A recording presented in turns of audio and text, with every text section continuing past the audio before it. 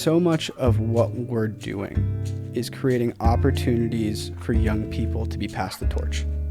And I think that's something that a healthy society has to engage in, is that elder generations make room for and teach the next generations how not only steward the land, but how to steward communities and how to be leaders and how to take care of each other.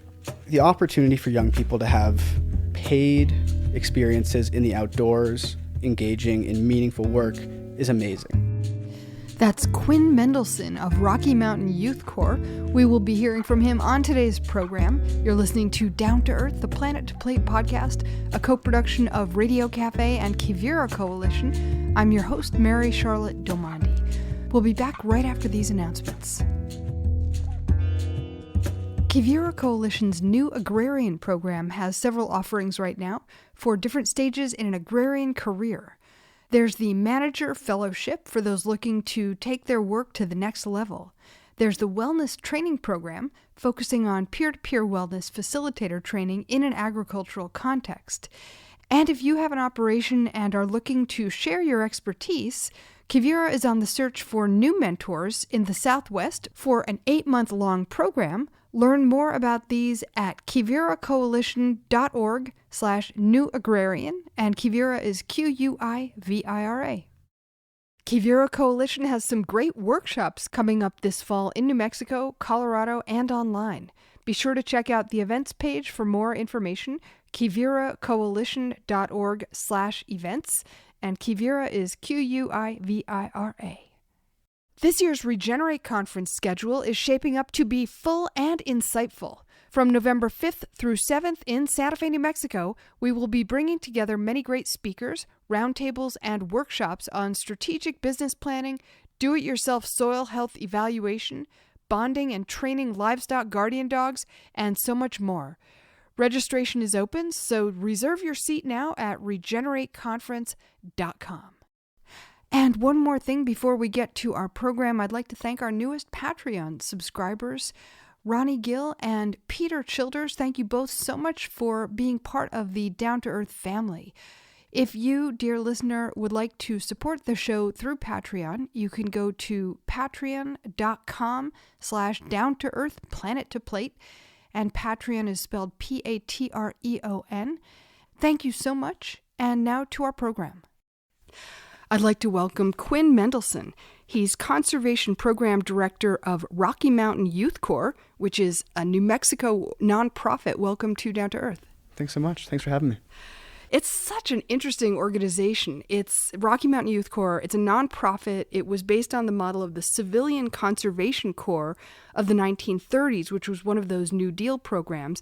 And for the last 30 years, you've been doing watershed and landscape restoration and conservation projects all over New Mexico. And in the process, the Corps is preparing young people for higher education and careers in conservation. These are young adults, 18 to 25. You put them on crews 9 months a year, get them doing restoration work. Tell us about what that looks like. What are these crews? What are they doing? How does it all work? Yeah, well, I think we frequently say that we're a youth development organization that masquerades as a conservation corps. The real goal of what we're doing is we connect and put young people into meaningful service projects, community stewardship projects, oftentimes in the outdoors, almost exclusively in the outdoors for our conservation program. But through that, we're doing a huge amount of personal and professional development and training. So they're learning how to build sustainable trails. They're learning how to read a forest. They're learning about watersheds. But they're also learning financial management. They're learning how to write a resume and how to interview for a job. But the way it looks really is primarily through crews. So we put young folks into essentially small communities, crews of 8. They go out on either day work or what we call hitches, but that's 8 days working, 6 days off. They're camping at their project site. They're working 8 straight 10-hour days together. They're cooking together. They're, looking at the stars together at night. They're waking up in tents, and they're doing it again each morning. And through that, there's a huge amount of personal and interpersonal growth. And really our job as a staff is to steward that growth and support them. We provide them with accountability and responsibility and And through that, there's a deep, deep well that they're able to go into to learn more about themselves and the work they're doing. And sometimes it's a really kind of social emotional experience. Other times it's a really professional experience. And our job is just to create opportunities for young people to learn more about themselves and for us to be a stepping stone to opportunities. So when you talk about 8 days on, 6 days off, so they go out, like just pick a place where they might go for those 8 days. First of all, is there a leader there telling them what to do and all that stuff? So it's like one leader, 8 young people? Mm-hmm. So it's one crew supervisor, one assistant crew leader, and 6 core members. And so an example is we were just on a project with Trout Unlimited on Frijoles Creek up near Taos, in between Taos and Angel Fire. And, that crew was working to restore a fish passage barrier. So the native cutthroat trout were getting out competed by invasive brown trout. We were working with Trout Unlimited to remove the old barrier that essentially worked to separate the brown trout from the cutthroat. So we were working with our project partners at Trout Unlimited. We were re-engineering the stream to a certain degree, felling trees, milling those trees on site, using those trees to create the new barrier. And that's an opportunity for our crews to use a full suite of technical skills they've learned through us and through prior experiences. But through that, they're interacting with project partners. They're interacting with the forest. They're having professional conversations. They're working really hard together. And then they're going back to their tents at night. Sometimes they're fly fishing, right on the creek along camp. It's the type of, I feel like in general, the core experience is something that most young people deserve to have and not enough young people are engaged in, whether it's direct core experience or any opportunities to kind of get to know themselves through the outdoors. There's, the outdoor classroom it teaches so many life skills. And that's really, we just steward that process more than anything else. If you read the media, you have this, it paints a picture of young people who are attached to their devices and glued to their screens and all that kind of stuff. This is like the opposite of that. Do you find that there's an adjustment period that some people have to go through? Absolutely. The first few weeks of the season is one of my favorite parts of the season because, we spend the first couple months in training and orientation and people are quiet. People are nervous. People are trying to understand who's who and what their job is and what did I sign up for. And, the first time we're away from cell phone service on our first kind of training trip, people have to get used to, here I am with my thoughts and here's the people that are sitting around me and this is my community. And over time that becomes really nice. And it's something that I don't hear too much complaining about.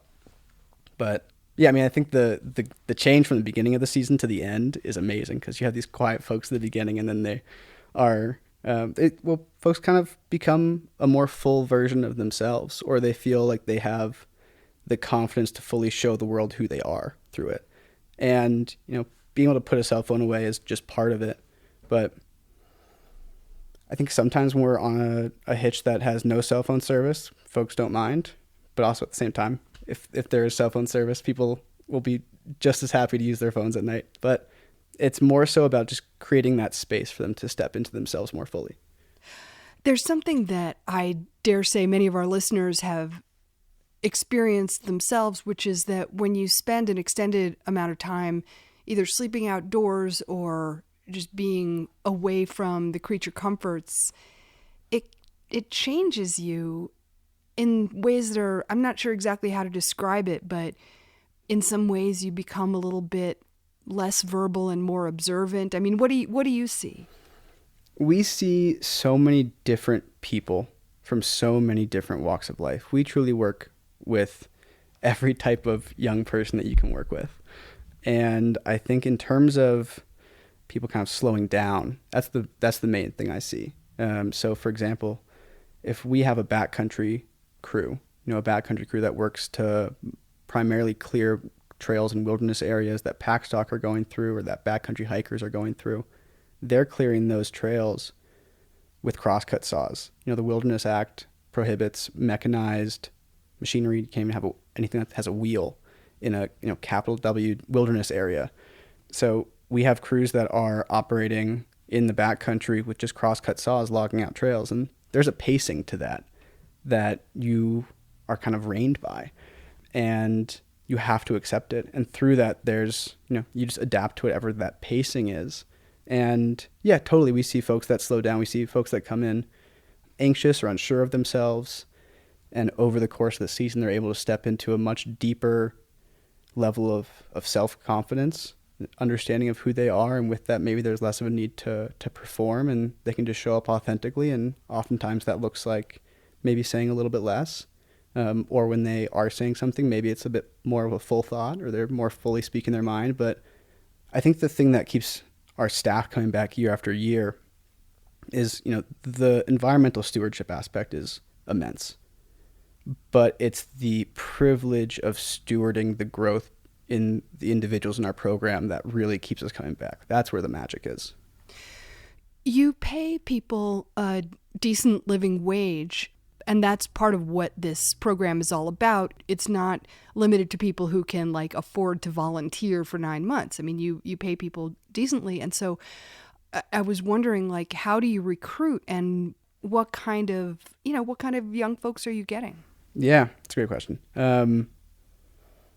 Yes, we work really hard to be able to be an organization that a wide range of people can say yes to. So our entry wage right now is the equivalent of $15.50 an hour. That's going up to $16.25, I believe, next year for our entry level position. But we see folks that, were in Boy Scouts or were in some way or form had the privilege of growing up in the outdoors. We see folks that have never slept in a tent before. We see folks that have never left town before. There's truly such a wide range of people. We have good relationships with most high school guidance counselors. That's a big thing for us. We try to be at every job fair we can be at. We try to be an organization that is known in the community, so different kind of community stakeholders can suggest it to the folks that are in their life. Our best version of things is when it's word of mouth. When there's one person who went through a season with us and they tell their friend to join, that's our favorite, because that's we're not even having to do the work there. But we put a lot of effort into recruiting, and with the goal of always auditing who's in the room and who's not in the room, and how can we broaden that to make sure that there's always a more full representation on our crews of the communities that we're serving. Meaning different demographics, racial, ethnic groups, that kind of thing. Absolutely. And, whether it's boys and girls. I should say men and women, sorry.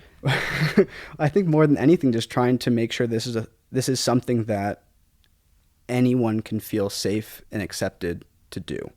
And we work really hard to, at the end of each season, say, what can we do a better job with? And really try to implement those changes year to year. And a huge part of that is making sure that we're accessible. I would imagine, 30 years in, there are people who, if they went into this when they're 20, are now 50 or in their 50s and 40s and stuff, and doing related work. I would also imagine that there's a kind of friends for life thing that builds when you have a crew, when you've been with somebody for 9 months straight, that you're really bonded. Yeah, absolutely. We find that crews almost come back speaking their own language. And our alumni, our alumni base is a huge part of who we are. I think an aspect of our goal always is to be a stepping stone to career opportunities, to meaningful career opportunities. And, we try to make that possible through the training that we do, through the experience that folks get. So there's a huge number of people that are Rocky Mountain Youth Corps alumni throughout, federal, state, and local water and land resource management agencies. Think about Department of the Interior, Forest Service, state parks, kind of the city of Albuquerque open space sort of entities. That they're dotted with Rocky Mountain Youth Corps alumni throughout New Mexico. And that's something we're really proud of. And it's always fun, when we're in a meeting and there's a few folks that come up and say, oh, I was on a crew in 2016, or I did this and I was working here. And yeah, that's awesome. I think that's the beauty of being around for 30 years, and the community aspect that comes from an alumni base is huge. We're talking about, as you said, not only restoring ecosystems, but really bringing up these young people to find confidence in themselves, to learn skill sets. But let's talk about the conservation aspect of Yeah. it. I mean, you're building trails, you're restoring watersheds and ecosystems. We had the wonderful and acclaimed Bill Zedike on the air not too long ago, and he is one of the pioneers in doing that kind of restoration work, very low tech, to help water stay on the landscape. Talk about the actual land projects that you're doing, land and Absolutely. water. Yeah. So we've got two offices. We have an office in Taos and we have an office in Albuquerque. We've been in Taos for 30 years. We've been in Albuquerque for a decade. But our footprint really is the entirety of the state of New Mexico. And we do, we're well known for our trail work. We've got a robust chainsaw program where we do thinning work, where we'll do post-fire restoration work. We'll do trail clearing with chainsaws, or if we're in the wilderness, we'll do that with crosscut saws in our backcountry program. And as you said, we have a watershed, a big amount of watershed work that we do. And that's been really fun. And that's something that we've focused more on in the last few years, in part because our crews love it so much. But we have a big project base in terms of our project partners. And we've got crews that are almost assigned to more specific avenues. We have a backcountry crew. We've got a front country chainsaw crew. We've got a crew that does a little bit of everything. But you're mentioning a Bill Zedike. We have done a lot of projects that work to reconnect the watershed to its ancestral floodplain, and being able to kind of educate our crews not just on how to do the work, but the why behind the work is so awesome. So a good example of that is a few years ago, and this is a project that's still ongoing. We started working on a project with Trout Unlimited on Little Turkey Creek in the Gila, which was affected by the Whitewater Baldy fire. So it's in a burn scar. And we're working to restore habitat for the native Gila trout, but also just to make it a watershed that's a bit more resilient. So using a lot of the erosion control structures that Bill Zedike pioneered. But we worked with Trout Unlimited on that project, and the Gila coordinator down there is named Eric Head. And Eric was facilitating that project with us. And over the first few days, he taught our crews how to do the work, what it really looked like. And about halfway, maybe a bit more than halfway through the hitch, Eric pulled our crew from the project and drove everyone to the top of a ridge to kind of look out at the watershed and look at the burn scar and try to really see the watershed for what it was, and kind of how the fire would have moved through, how water now moves through that watershed, and explain to them that, yes, we are working to benefit Gila trout. We're working to make sure that the water goes where it ought to go when it comes through. But more than anything, there is, as the climate continues to change, as it gets hotter, fires will continue to be a major aspect of focus in the Mountain West. And what our job really was there was to try to figure out a blueprint for post-fire restoration. And the real work there is to understand, what helps bring an ecosystem back after a disaster. And if we can figure it out down in the south of New Mexico in the Gila, that's a blueprint that can be used 10 years when those same events are happening in Colorado, 15, 20 years from now when those are happening in Wyoming, in Montana, and really helped our crew to understand that this is the work of a lifetime. And, that whole crew came back the next year for more work. But that's the sort of the why behind it. And being able to show the folks that are on our crews the importance of what they're doing and why they're doing it is such a big part of what we do. So we train them on how to do the work, but being able to really make sure they understand how important the why is behind it and how we're, creating resilient landscapes, but also through that resilient communities is so important. Do people come back year after year? I mean, when they graduate from the program, can they do another year? Absolutely. We always want it to be an intentional reason why someone comes back. So at the beginning of a season, we set goals with everyone. So everyone's got an individual development plan. Everyone's got things they're working on. And if someone's coming back for another season, we're making sure that what we can offer in a second season aligns with what their goals are for their personal growth. So maybe that's wanting to build out their leadership skill set. So maybe their first year, they're a core member on a crew. Maybe their second year, they're an assistant crew leader. Maybe they're building up to being a crew supervisor. And with the goal of eventually graduating from being a crew supervisor and working to find a position at, some sort of agency or organization that works to manage or maintain land or restore land. Could be someone that wasn't quite sure what they were doing or what their next step was, and they came to Rocky Mountain Youth Corps. And for that person, it might be that the best thing for them is one season and then to do something else. So when people come back, and we have a pretty good rate of return, we always work to make sure there's an intentional avenue of, here's why we're coming back for another year, here's what we're going to focus on this year, and here's what the big goal is we're working towards. What is the relationship between the Rocky Mountain Youth Corps crews or the organization and the communities where they're doing the work? Yeah, totally. Well, I think we work really hard to be a community-focused organization in that, we want to be representative of the communities that we're in and that we're serving. We want to make sure that the work we're doing is responding to the needs in the communities that we are. So our Taos office is primarily recruiting young people from Taos and from Taos Pueblo, and giving the young people from those communities opportunities to directly impact their community. So a good example of this is we have a program that's called our Wood for Good program in our Taos office. And we have a bunch of deadfall that came down in a big wind storm event in 2021. And the Forest Service brought, flatbeds of fallen trees to our office and dropped them. And since then, we've had crews that have been, working to buck those up into firewood and directly deliver it to the community, because there's a huge amount of folks in the Taos area and in northern New Mexico in general that use firewood as their primary fuel source in the winter. And that's just a direct way that those crews are taking care of their community. And there's tons of examples of that through both offices, but we always want to be trying to be answering the need around us and giving the people that we're serving, so the young people in our program, the opportunity to directly impact their community. This is a show about regenerative agriculture. What is the what's the agriculture aspect of all of this? I mean, obviously when you're doing, when you're restoring watersheds, I mean, it's all interconnected. Yeah, that's absolutely. So I think there's a huge connection between healthy and resilient landscapes, healthy and resilient communities, and the water that they're utilizing, not just to drink, but for agriculture.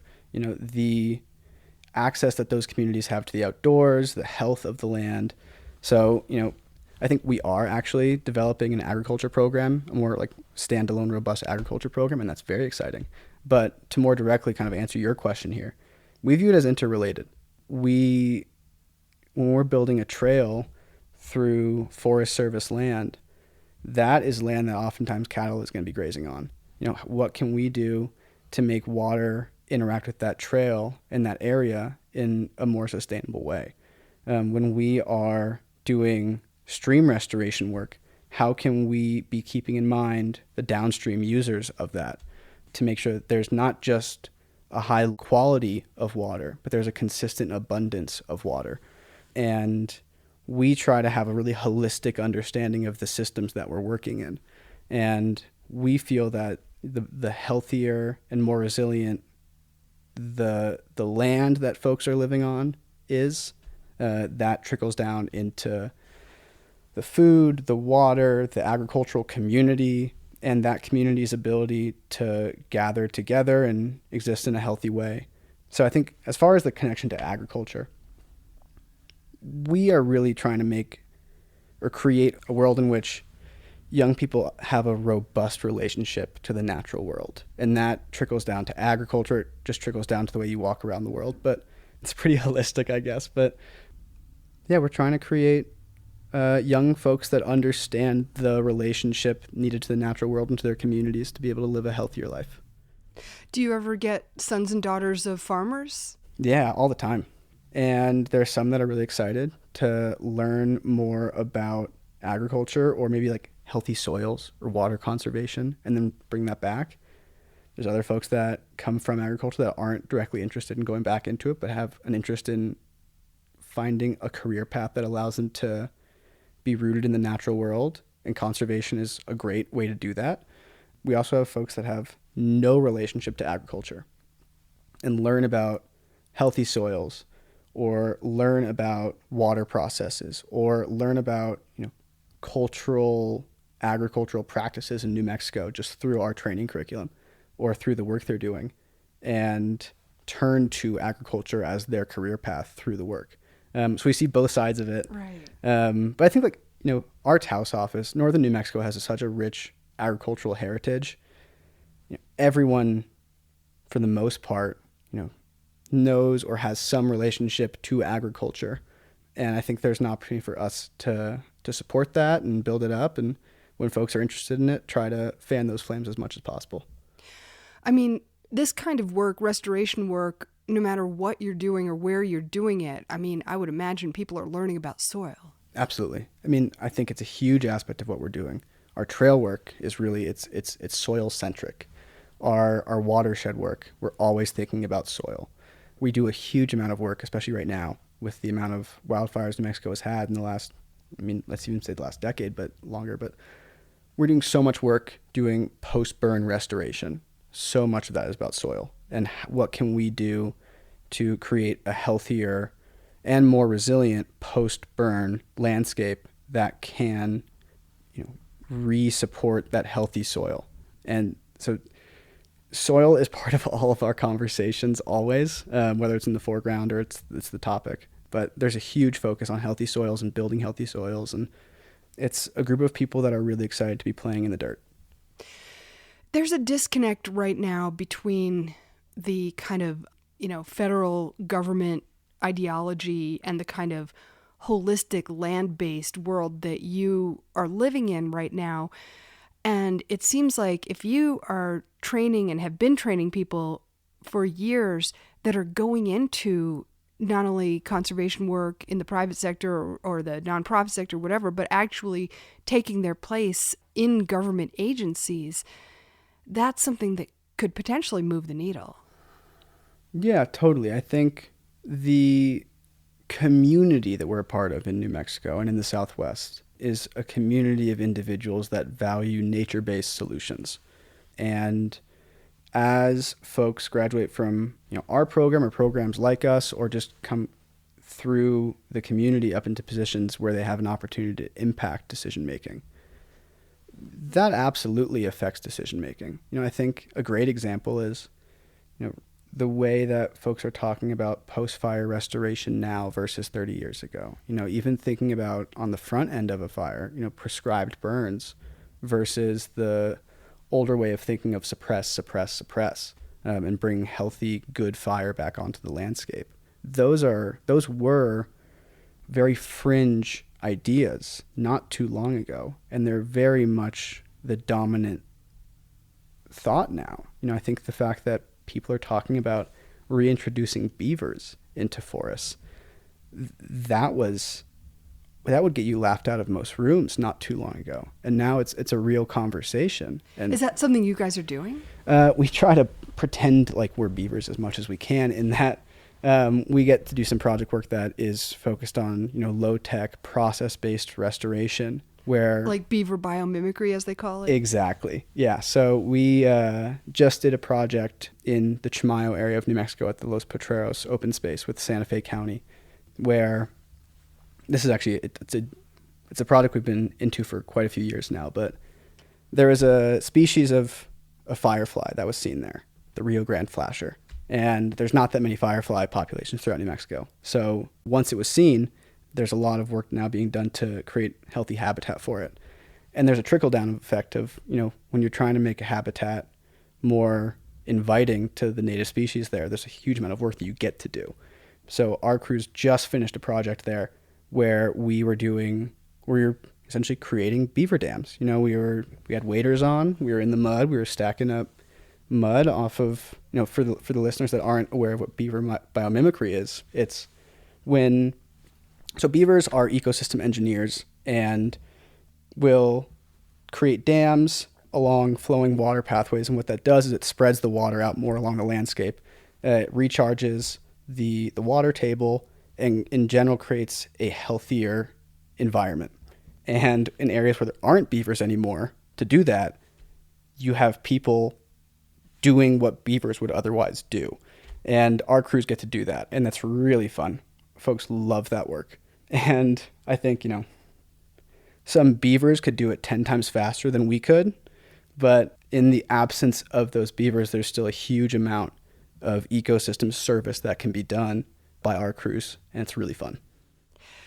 I mean, 9 months is a long season to be doing some work, but at the same time, when you're talking about things like building, beaver dam analogs or whatever, or really any of the kind of work you're doing, the long-term effect of that can really be seen, over the course of not months, but years.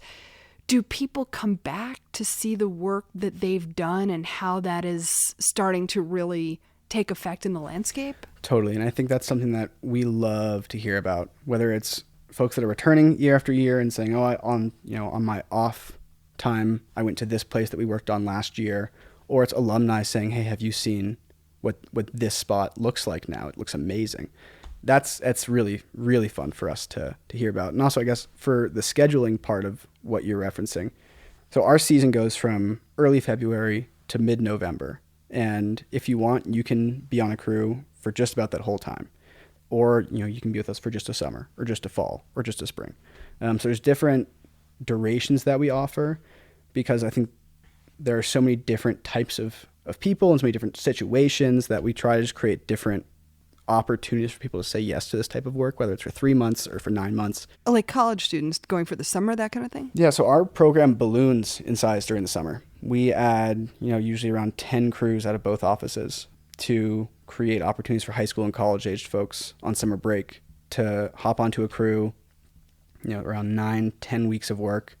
And some of those are trail crews, some of those are habitat crews, some of those are agriculture crews, really a bit of everything. But we are always trying to find more ways for people to say yes to doing this for whatever duration works for them. Are there equivalent things to the Rocky Mountain Youth Corps in other states? And are you in contact with each other? Like, what does that look like? Yeah, that's an awesome question. And I was hoping I'd get to plug this. So this is a national landscape of organizations just like us. So there are... Literally 50 states? I don't know if it's 50. There's definitely more than 50 corps. Some states have multiple. But there are corps all over the place. You name a region, there's a couple corps that are doing this sort of work. There are different estimates of how many young people are engaged in this work, from 30,000 to 100,000. But regardless, those numbers are really small. This should be millions. And I think that's one of the main things I'd love to see over the coming years is that we can really broaden the way that we talk about this work to make sure that everyone knows that organizations like this exist. Whether it's with us or it's another organization in a different state, this is really awesome, important work to be doing. It's a great way to learn about yourself. It's a great way to learn professional skills. It's a great way to have a really meaningful impact. We're an AmeriCorps organization, so we receive funding from AmeriCorps to be able to provide our core members after they graduate with a scholarship and education award, which is another exciting part about it. But this exists all over the country. I think we always need to do a better job with our marketing. But there's not enough people that know this exists. So I think there's a lot of young people that would love to be doing this. Well, I imagine that you would have liked to be doing it. I asked you earlier whether you had done this program yourself, and you didn't know about it. Yeah, no, I would have loved to. I mean, I think for myself, I worked in positions when I was younger that allowed me to have similar experiences, leading backpacking trips or working on therapeutic ranches and things like that. But I think my experiences supported me in getting to the place that I am today, so I wouldn't change anything. And I would have loved to know about this. And if I knew about it, I would have totally signed up for it. And I think there's a lot of young people like that who just, this is like a dream job for a young person and they just don't know about it. I can't imagine that there would be widespread support for reinstating the draft, but I've often thought that if there were a year or 2 years of required community service from young people starting at 18 or whatever, I mean, kind of like the same demographic that you are pulling from in your work at Rocky Mountain Youth Corps, I mean, I would have loved to had the opportunity or obligation, the duty to serve my country by helping to restore landscapes. I mean, it would be an amazing thing on so many levels if we could kind of work that into who we were as a country. Absolutely. And I think that's the point of AmeriCorps. So AmeriCorps has been around since the mid-90s and is a funding source for organizations that want to create opportunities for community service. It's really broad. It's not just conservation corps. Even Rocky Mountain Youth Corps, we also have a program that does prevention work to reduce substance abuse. So there's so many different ways that young people can get involved in directly improving and serving their communities. And, that is the point of AmeriCorps, and there's always room for more people to get involved in it.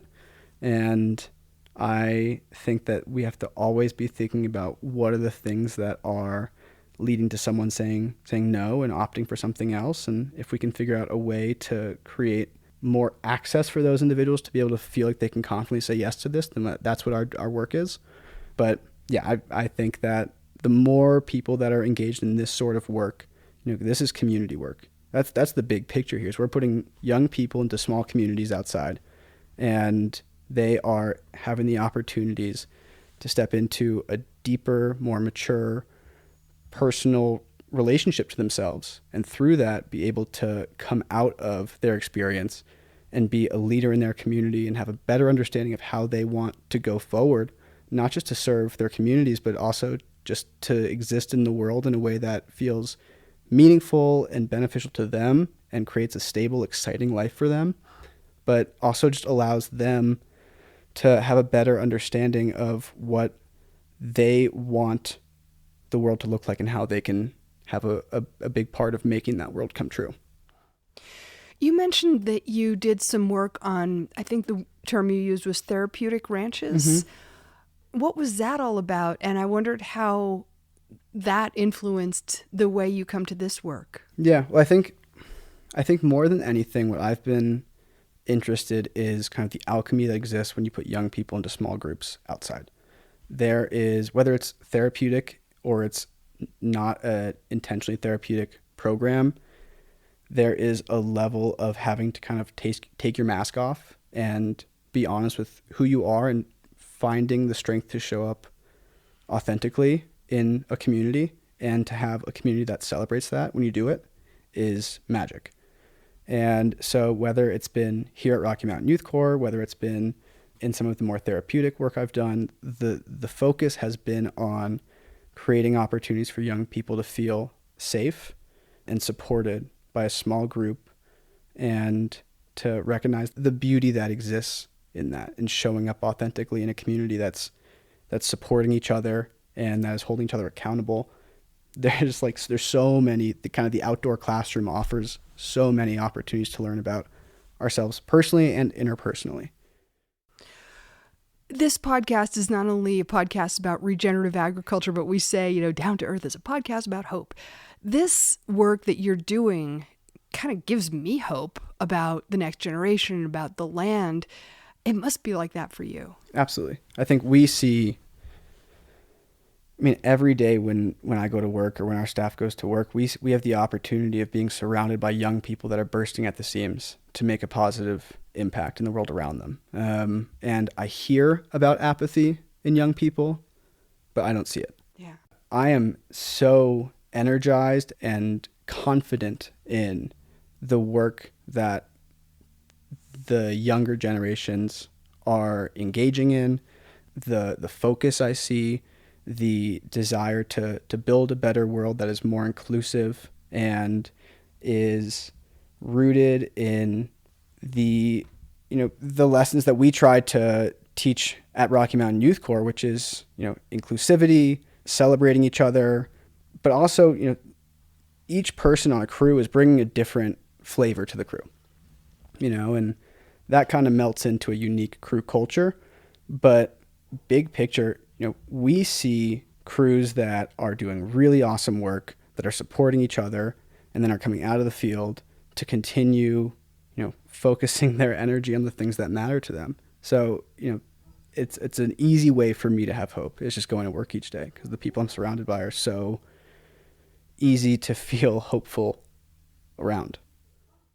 What kinds of careers are open to people who want to, let's say they've done Rocky Mountain Youth Corps and they're really excited and they want to go on to really making contribution in this world of conservation, landscape restoration, agriculture, soil, that kind of thing.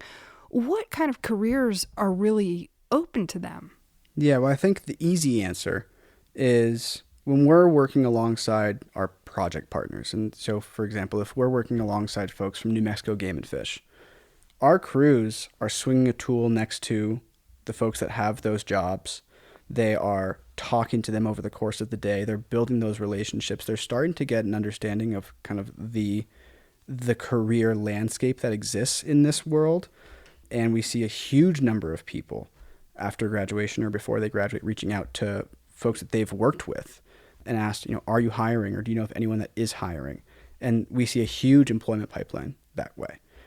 Last year we had a USDA urban forestry grant, and one of our project partners was the Ciudad Soil and Water Conservation District that serves the Albuquerque metro area. And right after graduation, our assistant crew leader from that urban forestry crew was hired right onto Ciudad staff. So there is that pipeline from being on a crew to getting hired, where you show them where the bathroom is, you give them a uniform, but they already speak the language, they understand the work, and they can fit right in. The larger answer is the current state of the conservation, kind of regenerative and advocacy world is that there's a lot of work to do. There's a lot of work to be done. And organizations are hiring, and they're hiring young folks who have shown interest in it. So we see, whether it's nonprofits we partner with, whether it's federal or state agencies, we see a huge interest in the people that we've trained, but also just in general. There's a lot of work to be done. There's more work to be done than we can currently have the hands to get to. And I'm not saying we as Rocky Mountain Youth Corps. I'm saying the nationwide community of organizations that are working to better the landscape and the communities that rely on those landscapes. There's so much work to be done. Because of the kind of man-made destruction that we have wrought over kind of the 20th century and destruction of wetlands, climate, that kind of thing? Absolutely. I mean, you look in major cities, New York City is building these amazing wetland barriers along kind of the Hudson side of the city. You look in Miami and they're trying to restore mangroves. You kind of look around the country and you realize there's a lot of nature-based solution work to be done, or there's a lot of advocacy work to be done, or there's a lot of policy work to be done. And while the approach on the federal side to hiring has changed at the moment, I think bigger picture, we're going to continue seeing huge opportunities for young people to step into positions in the conservation world or in the land and water resource management world. I think if you're thinking about the Southwest, the Rio Grande is a heavily, if not over allocated river. And we need some brain power to figure out what this is all going to look like 20, 30, 50 years from now. These problems aren't going away. The challenges that we're facing are immense, and they require passion to find real solutions, or at least workable ideas that can get us to the next idea. So there's tons of work to be done, and there's tons of need for people that care about what's going on and are eager to be a part of a solution. Do you think the generation that you're working with has a kind of more open and intuitive grasp on the importance of nature-based solutions than maybe their parents or grandparents? I think every generation works with what they're given, right? So I think back to when my parents were growing up, that was a generation that was really celebrating, maybe we should dam every river, and that's our solution right now. that is no longer the predominant thinking. So inherently, this current generation coming up will have different approaches to water management. Will have different approaches to how we should even be thinking about water. Are we commodifying every drop, or are we seeing it more as an entity, like a living, breathing entity? Is it somewhere in the middle of those? Probably is. But I think people will work with what they're given, right? And as the best practices have shifted in terms of how to steward the landscape and what it looks like to sustainably have water, or to have irrigable land or workable land or productive forests or anything like that, like the mechanisms and strategies that we use to keep those healthy in a sustainable long-term way have evolved, and they'll continue evolving. There are things we're probably doing right now that 50 years from now someone will laugh about. Right. And that's the fun part of it, and just try to not make it built out of cement so it's easy to take down eventually. But yeah, I mean, it continues to shift. It's shifted, different management practices have shifted in the last 10 years. It'll continue to shift at a pretty rapid pace. And what we're finding more often than not is the nature-based solutions are oftentimes the ones that have the longest and most profound impacts. So maybe there's a lesson in there for us. Is there anything that you want to let people know that we haven't talked about? Well, I think so much of what we're doing is creating opportunities for young people to be passed the torch. And I think that's something that a healthy society has to engage in, is that elder generations make room for and teach the next generations how not only steward the land, but how to steward communities and how to be leaders and how to take care of each other. And I think that's such an important thing for us right now as a society, is just to remember how important that is, to bring young people along. And this work, the opportunity for young people to have, paid experiences in the outdoors, engaging in meaningful work, is amazing. But more than anything, it's working with the project partners that are seeing them as equals and are really explaining what's going on. It's watching someone... The project partners being, you mentioned Trout Unlimited, the Park Service. Yeah, the Forest Service, the BLM, the Bureau of Land Management, the Fish and Wildlife, state parks, a wide range of local nonprofits. And they must be happy that here you are showing up saying, let's do projects and we've got labor. Yeah, I think we're the hands, we're really easy to partner with. So I think there's a lot of organizations or agencies that have a great idea. Maybe they have funding for it too. If not, we will apply for a grant together. But they're looking for that implementation force. Yeah. And we're good at that. So we're easy. We play well in the sandbox. We're really easy to get along with. We send out a crew of energetic, well-trained, accountable young people. Strong-armed. Yeah, exactly. Who are excited to move rocks, who are excited to really engage in what it looks like to build a sustainable trail in a burn scar next to a creek and build that trail with the whole watershed in mind, and that the types of projects we do are so varied. But to your question, the thing I want to say is just to continue to remind folks the importance of bringing along the next generation and supporting and encouraging the next generation to make meaningful change and to take on leadership positions and to use their voice in their communities for good. That's what I think we as an organization are encouraging always. That's what we feel that our community is encouraging always. And it's something that I don't think can be said loud enough or enough times. I think the work we do in a nitty-gritty sense, like the magic of young people in small communities outside, if everyone I work with hears me talk about it constantly. But more than anything, the importance of just bringing young people along and putting them in positions to really feel like their voice matters is so important, and it will pay dividends in the future. Quinn Mendelson is Conservation Program Director of Rocky Mountain Youth Corps. You can find them on the web at youthcorps, which is spelled youth, CORPS.org. Thank you so much for being with us on Down to Earth. Thank you very much for having me. Loved it. You've been listening to Down to Earth. We would love it if you would support this program, which you can do by going to patreon.com/down-to-earth-planet-to-plate, where you can sign up for as little as $3. Patreon is Patreon. And also, please rate and review the podcast on Apple Podcasts or wherever you get your podcasts. The Quivira Coalition is a not-for-profit and a community network of ranchers, farmers, conservationists, scientists, educators, and many others dedicated to regenerative practices that produce healthy food, support meaningful livelihoods, sustain biodiversity, and remedy the impacts of climate change. To learn more about Quivira and how you can support their work, visit quiviracoalition.org, Quivira.